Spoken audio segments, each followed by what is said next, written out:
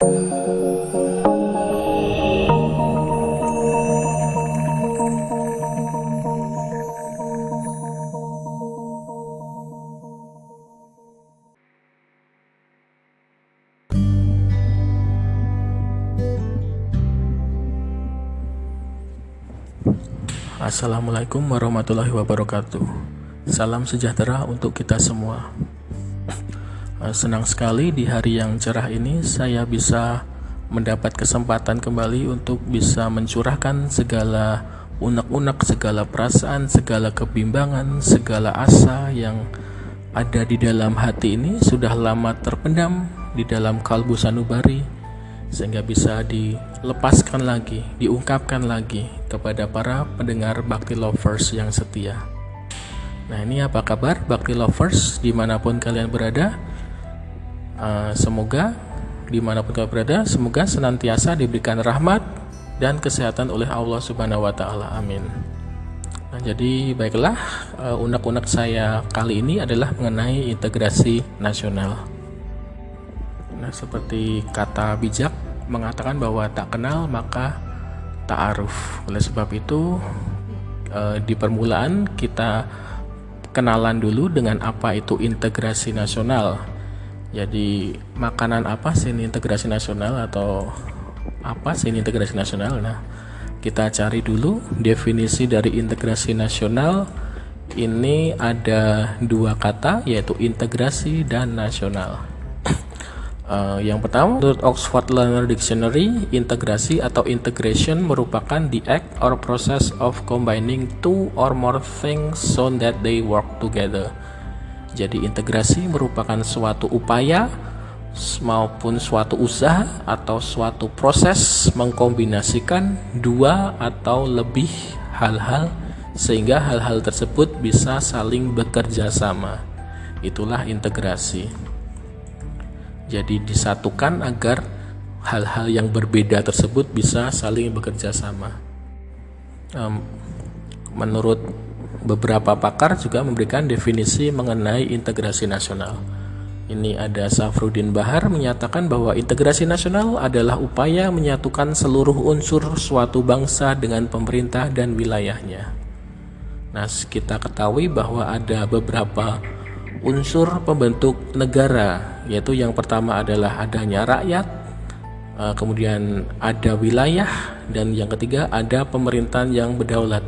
Jadi integrasi nasional adalah untuk menyatukan seluruh unsur-unsur tersebut agar bisa saling bekerja sama gitu.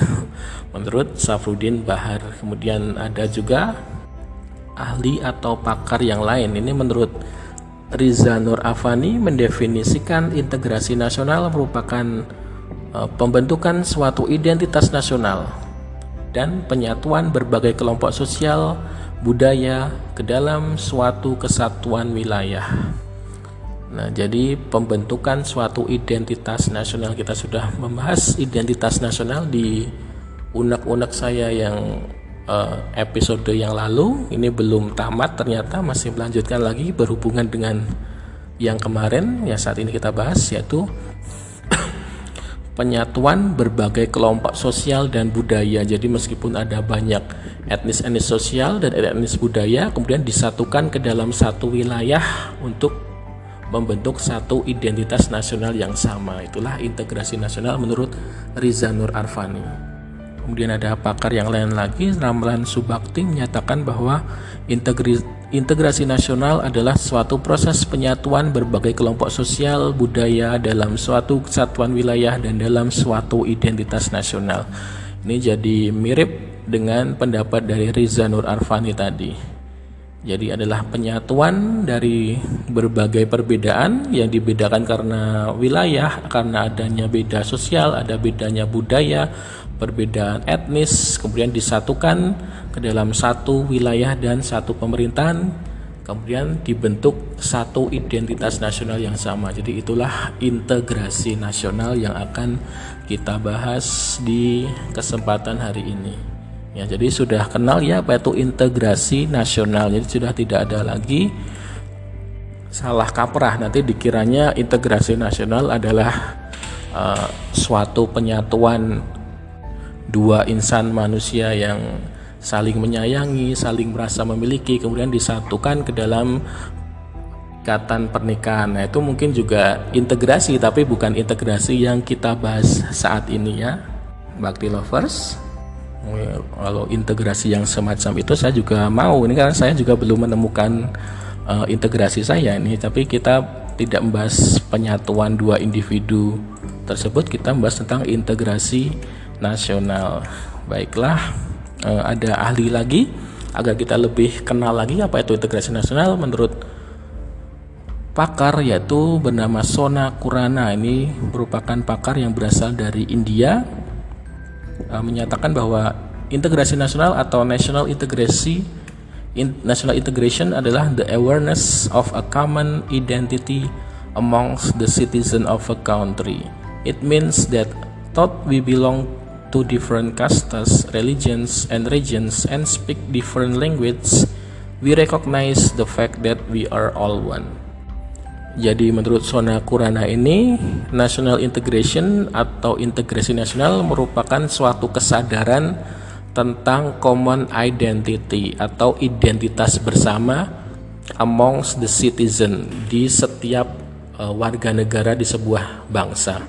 Ini berarti bahwa meskipun kita berbeda secara kasta, kita berbeda secara agama, kita berbeda secara wilayah, bahkan berbeda dalam bahasa kita, kita sama-sama menyadari, setiap warga negara ini sama-sama menyadari fakta bahwa kita itu adalah satu. Nah, jadi setelah adanya kesadaran yang umum ini dirasakan oleh seluruh rakyat ini, itulah yang disebut sebagai integrasi nasional. Dan this kind of integration is very important in the building of a strong and prosperous nation. Jadi integrasi nasional semacam ini sangatlah penting untuk membentuk atau membangun suatu bangsa yang sejahtera dan kuat. Jadi integrasi nasional sangat diperlukan untuk mewujudkan pembangunan dan juga tujuan dari bangsa. Nah, setelah mendengarkan beberapa pendapat dari para pakar tersebut, kita sudah mengenal apa itu integrasi nasional. Kita sudah ada gambaran tentang apa yang akan kita bicarakan, apa yang unek-unek apa yang saya utarakan kepada Bakti Lovers. Nah,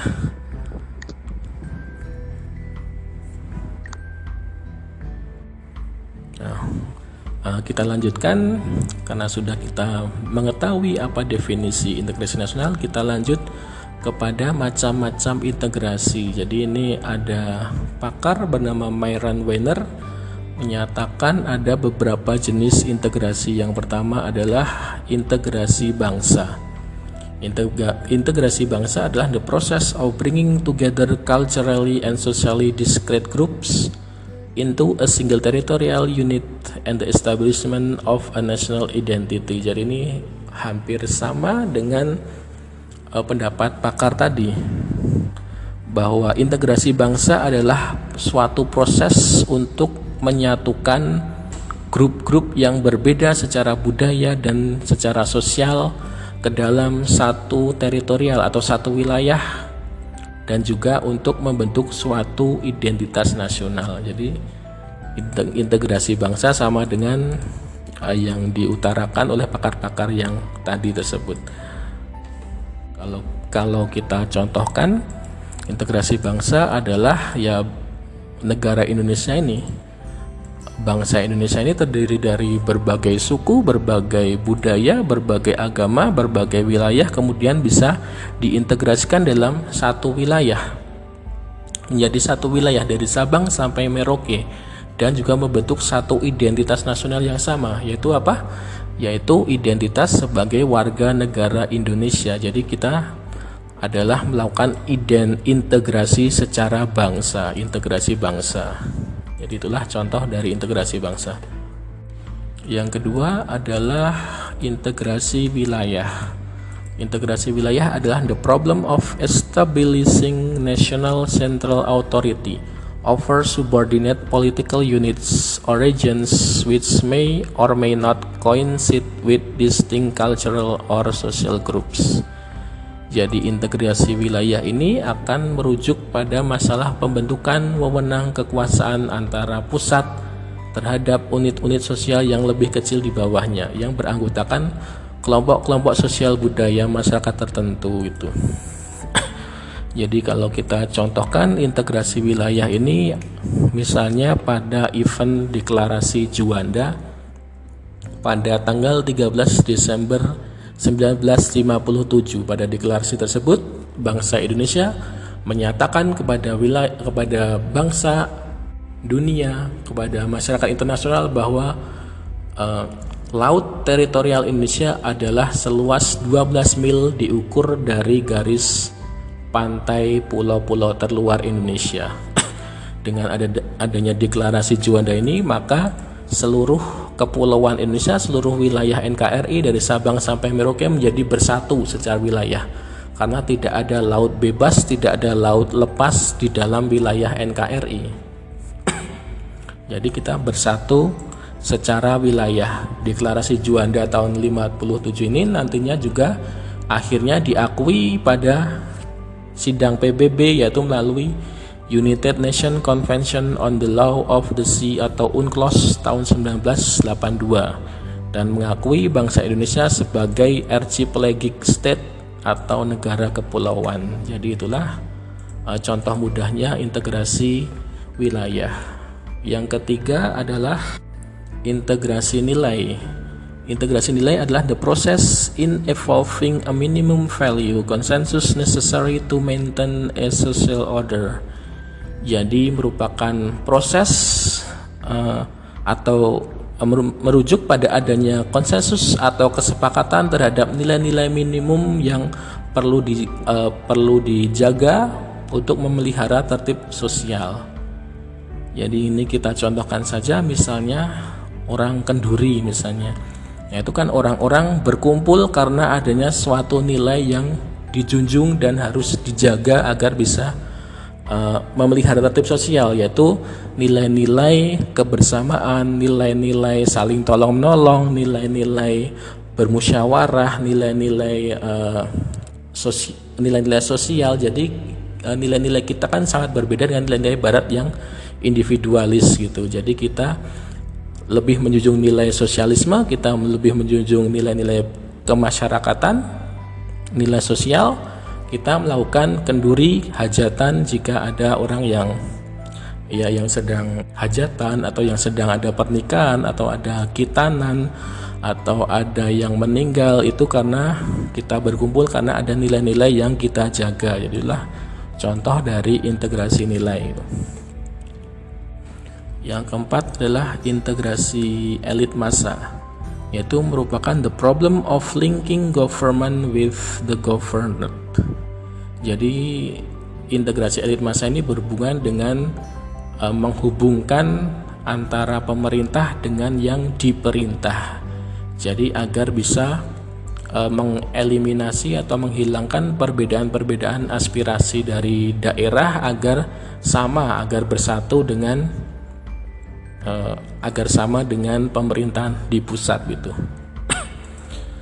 Kita contohkan saja yang mudah integrasi elit massa adalah saat adanya presiden yang mengunjungi korban bencana alam. Itu kan dari pusat ke daerah semakin bersatu itu. Kemudian jika ada presiden yang mengumpulkan para gubernur-gubernur di daerah untuk rapat di Istana Negara, itu juga salah satu integrasi antara elit dengan masyarakat. Kemudian yang kelima adalah integrasi tingkah laku. Integrasi tingkah laku merupakan atau integrative behavior referring to the capacity of people in a society to organize for some common purpose. Jadi berhubungan dengan penciptaan dan penerimaan tingkah laku terintegrasi di masyarakat demi mencapai tujuan bersama. Jadi masyarakat di sini saling bersatu karena adanya tujuan bersama atau common purpose. Contoh sederhananya saja, kalau misalnya ada dua desa yang saling bersatu, saling bergotong royong untuk membangun jembatan penghubung, itu juga termasuk integrasi tingkah laku. Nah, jadi itulah salah satu jenis-jenis integrasi menurut Myron Weiner. Kemudian klasifikasi integrasi nasional dibedakan lagi bukan hanya di bidang politik, tapi juga di bidang ekonomi dan juga di bidang sosial budaya. Kalau di bidang politik atau integrasi politik ini dibagi lagi menjadi dua, yaitu integrasi dimensi vertikal dan dimensi horizontal. Dimensi vertikal berarti para pihaknya tidak sejajar karena vertikal atas dan bawah. Hampir mirip dengan sama dengan integrasi elit dan massa tadi, yaitu antara hubungan elit politik dengan massa pengikutnya atau hubungan antara penguasa dengan rakyatnya. Itulah dimensi vertikal. Sedangkan dimensi horizontal adalah integrasi yang antara pihak-pihaknya dalam posisi yang sama. Misalnya karena horizontal, misalnya saja integrasi atau persatuan yang berhubungan dengan masalah teritorial atau masalah antar daerah, antar suku, antar umat beragama dan golongan masyarakat di Indonesia. Jadi itulah contoh dari dimensi horizontal yang para pihaknya sederajat gitu. Kemudian integrasi di bidang ekonomi bisa terjadi jika dalam suatu daerah itu saling mengadakan kerjasama karena mereka saling bergantung. Jadi akhirnya mereka bersatu untuk memenuhi kebutuhan hidupnya. Kalau contohnya integrasi ekonomi ini misalnya ada masyarakat ekonomi ASEAN atau globalisasi atau pasar bebas, itu juga bisa disebut sebagai integrasi ekonomi atau penyatuan secara ekonomi karena daerah-daerah atau negara-negara menjadi saling ketergantungan, saling bekerja sama untuk memenuhi kebutuhannya. Jadilah integrasi juga bukan hanya di bidang hukum saja atau di bidang politik saja, tapi juga dari bidang ekonomi dan juga bidang sosial budaya.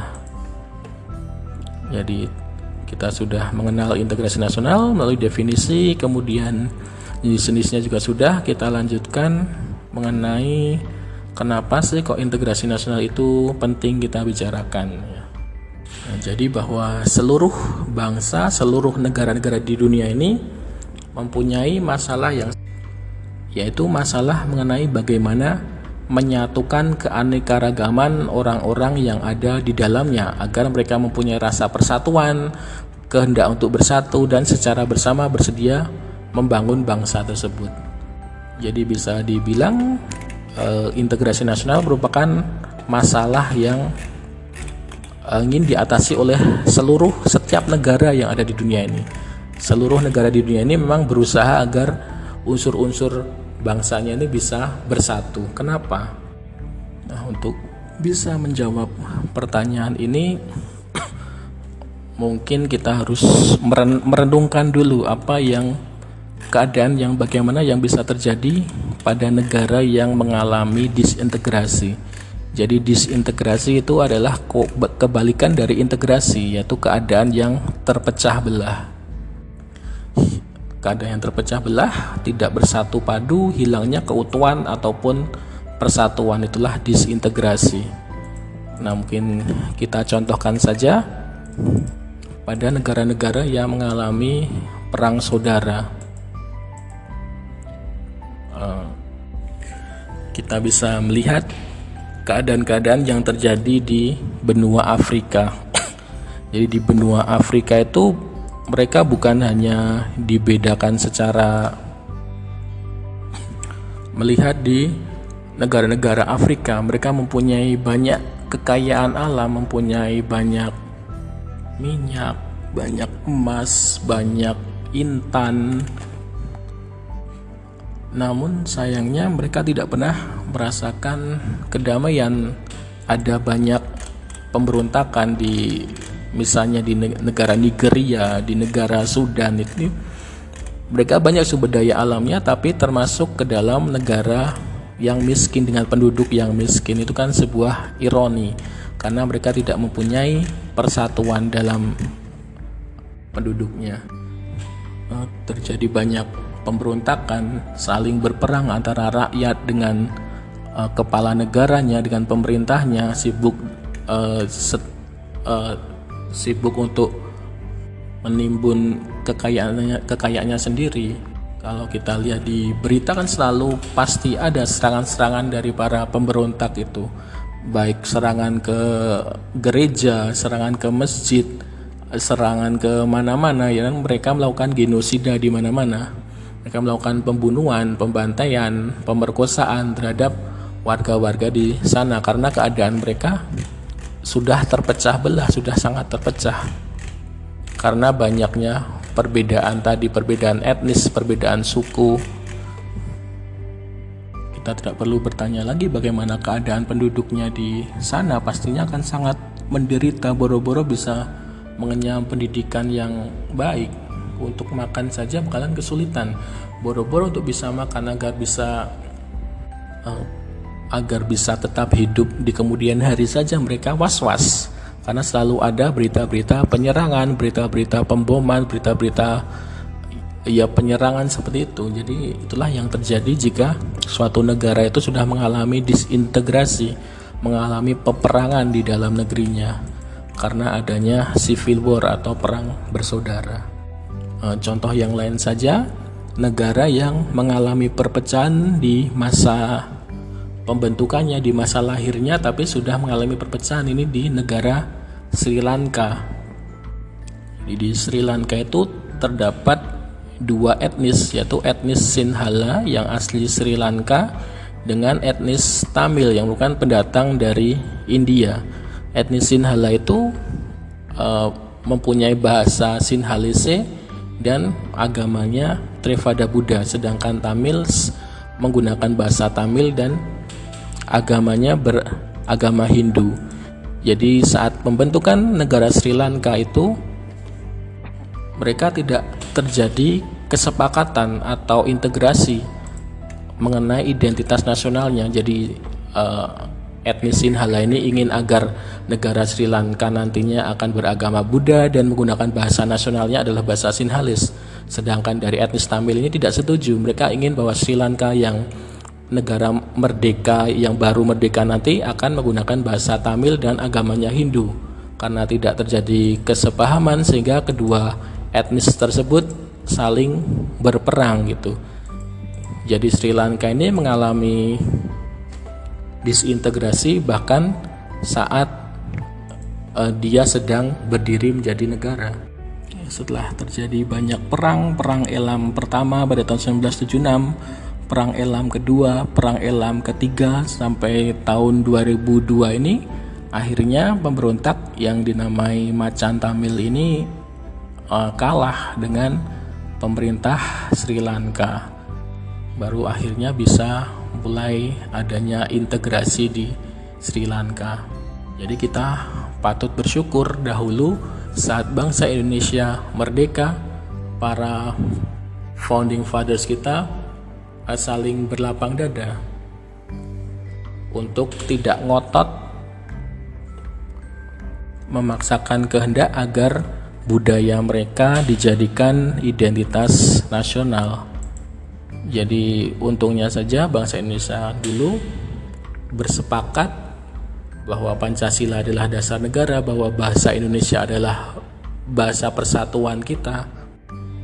Nah, jadi kita bisa tidak senasib dengan negara Sri Lanka ini. Nah, jadi bisa disimpulkan kenapa integrasi nasional itu penting, yaitu integrasi nasional perlu karena untuk menciptakan kesetiaan baru terhadap identitas baru yang disepakati dan dibuat selanjutnya. Jadi begitu kita merdeka menjadi negara Indonesia, kita sudah mempunyai kesetiaan terhadap identitas baru, yaitu setia terhadap identitas kita sebagai warga negara Indonesia. Kita bukan lagi setia terhadap orang Jawa, kita bukan hanya setia terhadap orang Bangka, orang Sulawesi, orang Papua, tapi kita setia kepada bangsa Indonesia.